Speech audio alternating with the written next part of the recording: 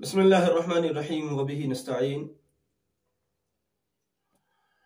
आपको मालूम है कि दरूद शरीफ से मुताल्लिक़ अब तक 6 पार्ट्स हमारे आ चुके हैं, लेकिन अब चूंकि अल्लाह के फजल से, उसकी मेहरबानियों से रमज़ान शरीफ की आमद हो गई है अल्हम्दुलिल्लाह। अब तो हमारे मुल्क में अभी नहीं भी हुई है, फिर भी हमें तो रमज़ान जैसा ही लग रहा है। भले हालांकि मैं अभी अभी नाश्ता करके आया हूँ, लेकिन चारों तरफ से रमज़ान रमज़ान रमज़ान रमज़ान माशाल्लाह खबरें आ रही हैं। तो बावजूद कि हमारे यहाँ अभी रोज़ा आज नहीं है, शुरू नहीं हुआ है, अभी कल से इंशाल्लाह शुरू होगा, उसके बावजूद हमें रमज़ान जैसा महसूस होने लगा है, क्योंकि हर तरफ रमज़ान का ही जिक्र है अल्हम्दुलिल्लाह। अब जो हमारे दरूद शरीफ पढ़ने वाले हमारे भाई और हमारी बहनें हैं, उनको ये सवाल है कि रमज़ान को कैसे गुजारें दरूद शरीफ के साथ। हाँ, मैं आज के इस पार्ट 7 के अंदर आपको इसी सवाल का जवाब देने चला हूं।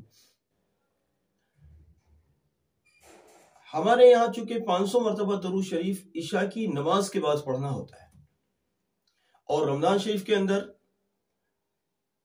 इशा के बाद तरावी भी पढ़नी होती है। अब सवाल ये होता है कि तरावी पढ़ी जाए और दरूद शरीफ को कैसे पढ़ें। नमाज के फौरन बाद तो तरावी हो गई, अब दरूद शरीफ कब पढ़ना है? हाँ, पहले तरावी पढ़िए, उसके बाद दरूद शरीफ पढ़िए। आसान है, कोई मसला नहीं। अल्हम्दुलिल्लाह हमारा हर साल इसी तरह से रहता है। पहले नमाज इशा के बाद तरावी, उसके बाद 500 मरतबा के अपने दरूद शरीफ की आदत को पूरा कर लीजिए। हमारे जो बहनें हमारी ऐसी हैं जो शरई उज़्र की बुनियाद पर नमाज छूटने के अय्याम से वो गुजर रही हैं, दरूद शरीफ वो जब भी पढ़ा करें। नमाज इशा का वक्त हो गया और बस दरूद शरीफ पढ़ लीजिए, आपके लिए इतना काफी होगा। क्योंकि दरूद शरीफ के लिए तहारत जरूरी नहीं है कि साहब बाकी के दिनों में ही दरूद शरीफ पढ़ेंगे, ये नहीं। वो अल्लाह वालों का जो वो तकवा है ना, कि जी वो बगैर वजू के नबी सल्लल्लाहु अलैहि वसल्लम का नाम भी नहीं लेते हैं अदब की वजह से, ये उन अल्लाह वालों का तकवा है। खवातीन अगर ऐसा करेंगी तो उनके लिए तो हर महीने ये मसला रहेगा। तो फिर तो इतने दिन उनके जो है नागा के गुजरेंगे, गैर हाजिरी के गुजरेंगे, दरूद शरीफ से गफलत के गुजरेंगे। इसलिए वो दरूद शरीफ उन दिनों में भी बहरहाल पढ़ा करें। और ये वाला ही तकवा अगर इख्तियार करना है, अल्लाह किसी को तौफीक दे कि साहब हम बगैर वजू के नबी सल्लल्लाहु अलैहि वसल्लम का नाम मुबारक अपनी ज़बान पर लाएंगे नहीं कि वो बड़ा अदब का नाम है, तो ये तहारत के दिनों में इसका एहतमाम करें। तहारत के दिनों में, क्योंकि जो नागा के दिन हैं, जो हैज़ व निफास के दिन हैं, उनमें तो मजबूरी है, वो तो अल्लाह की तरफ से। बहरहाल इस तरह से आप अपनी दरूद शरीफ का एहतमाम रखेंगे और हमारे लिए भी अपनी खास दुआ में याद रखिएगा। और रमज़ान शरीफ में कुरान करीम, इस्तिग़फ़ार, कलमा तय्यबा और दरूद शरीफ, इन चीज़ों का खास एहतमाम रखें। चाहे बहनें हों चाहे भाई हों, दिल को पाकीज़ा रखें, निगाहों को साफ रखें, ज़बान को साफ रखें। कोई भी काम ऐसा ना हो जो रोज़े के मकसद के मुनाफी हो, जो रोज़े का मकसद है उसके खिलाफ हो, ऐसा कोई काम आपके यहाँ नहीं हो। देखो याद रखिए, रमजान यानी रोजा सिर्फ भूखे रहने का नाम नहीं है। सिर्फ भूखे रहो जी, सुबह से शाम तक कुछ खाया नहीं है, इसका नाम रोजा नहीं। सिर्फ इसी का नाम रोजा नहीं है, बल्कि सुबह से शाम तक जिस तरह से आपने खाना छोड़ रखा है, ऐसे ही तमाम मुनकरात को छोड़िए, तमाम छोटी छोटी सी बुराइयों को ढूंढिए अपने अंदर। मेरे अंदर कौन कौन सी बुराइयां पाई जाती हैं, जो बुराइयां अपने अंदर नजर आती हैं, उन तमाम बुराइयों को एक एक करके अपने अंदर से छांट छांट कर निकालिए। छोटी सी बुराई नजर आती है, उस पर जमे मत रहिए। अगर आप पहले नमाज नहीं पढ़ते थे, अब रमजान शरीफ के एहतराम में आप नमाज पढ़ने लगे, तो ये नहीं कि सिर्फ रमजान के एहतराम में नमाज पढ़ने लगे, बल्कि ये नियत कीजिए इंशाअल्लाह अब से हम नमाजी बन गए।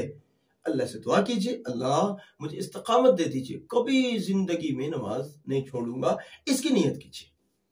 पहले कुरान नहीं पढ़ते थे, अब रमजान में आप कुरान खोलने वाले बन गए माशाअल्लाह। अब ये नियत कीजिए कि पूरी जिंदगी कुरान पढ़ूंगा, हर दिन पढ़ूंगा। पहले आप दरूद शरीफ नहीं पढ़ते थे, अब आपने सोचा है कि अब मैं जो है रमजान में और क्या करना है, अभी अल्लाह अल्लाह ही करनी है, तो अब चलिए हम जो है दरूद शरीफ भी पढ़ेंगे। तो इसकी नियत ये नहीं कीजिए कि हम ईद तक पढ़ेंगे, ये नियत कीजिए अल्लाह हमें पढ़वा लीजिए, हम मौत तक पढ़ेंगे इंशाअल्लाह। आखिर में एक बात और दोहराता चलूं, हमारे बाज भाई और बहनें कुछ मकासद के लिए दरूद शरीफ पढ़ते हैं कि ये मकसद हल हो जाए, वो मकसद हल हो जाए, अपनी हाजतें होती हैं। देखिए, बुनियादी तौर पर अल्लाह रब्बुल इज्जत की रजा की नीयत कीजिए। बुनियाद यह है हमारी कि हम अल्लाह की रजा के लिए पढ़ रहे हैं और अल्लाह की रजा के तुफैल फिर हम अपनी इन इन इन इन हाजतों के लिए दुआ करेंगे, इस तरह से करें। दूसरी बात यह है, ये जरूरी नहीं होता कि हर आदमी का मसला पहले दिन ही हल हो जाए, ये जरूरी नहीं होता।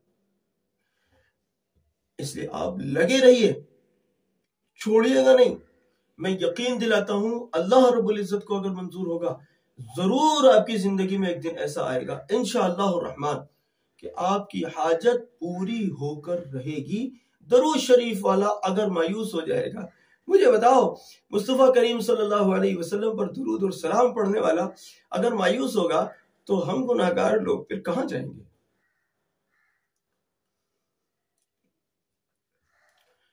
हम गुनाहगारों का तो सहारा ही मुस्तफा सल्लल्लाहु अलैहि वसल्लम है। हजरत नबी करीम सल्लल्लाहु तआला अलैहि वसल्लम हमारा आसरा है दोस्तों, हमारी उम्मीद है। और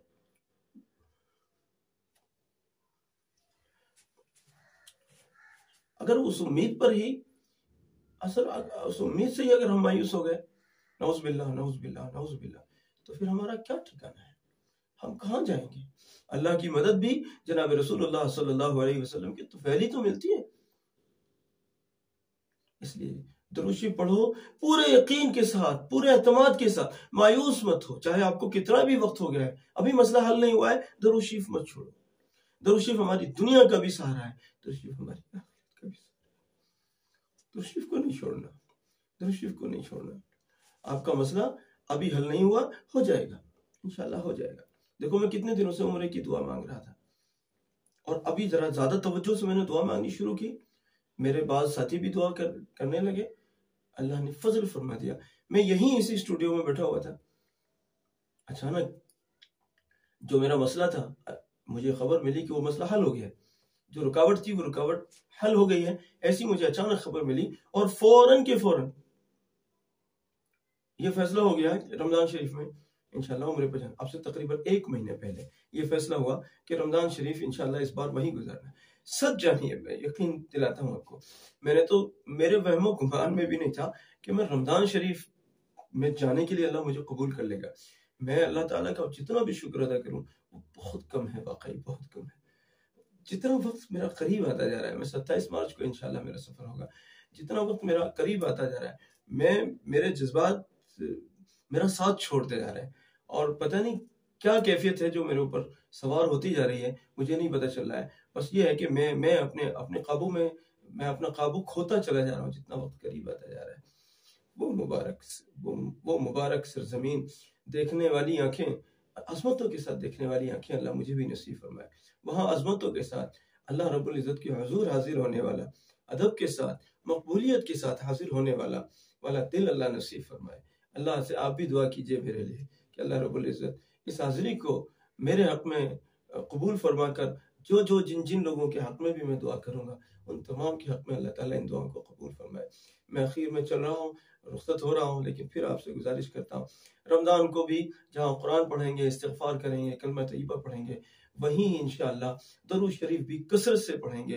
दरूद शरीफ के जितने मामूलात पहले से चलते आ रहे हैं उनको जारी रखिएगा। कुरान करीम का इजाफा कीजिए, कसरत से कुरान करीम भी पढ़िए, लेकिन कसरत से दरूद शरीफ भी पढ़िए। दरूद शरीफ ना छोड़ना मेरे भाई। दरूद शरीफ हमारी रूह बन जाए, हमारा दिल बन जाए, हमारी जान बन जाए, हमारी पहचान बन जाए। दरूद शरीफ से ही हम दुनिया में पहचाने जाएं, अल्लाह करे दरूद शरीफ से हम आखिरत में पहचाने जाएं।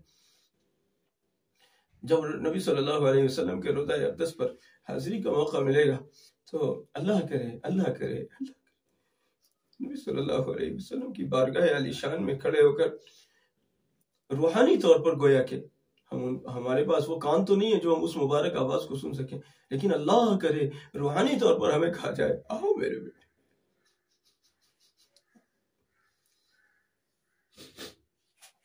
तो दरूद शरीफ का शौकीन है, दरूद शरीफ को तकसीम करता है, आजा मैं भी तुझसे मोहब्बत करता हूँ।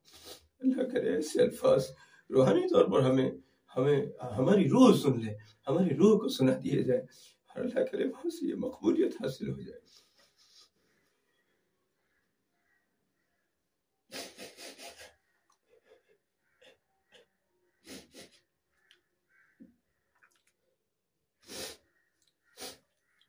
अल्लाह ताला रब्बुल इज्जत से दुआ करके मैं रुखसत होता हूँ कि अल्लाह ताला वहाँ की बाज़मत हाज़िरी नसीब फरमाए और उस हाज़िरी को कबूल भी फरमाए। जज़ाकल्लाह। अस्सलामु अलैकुम।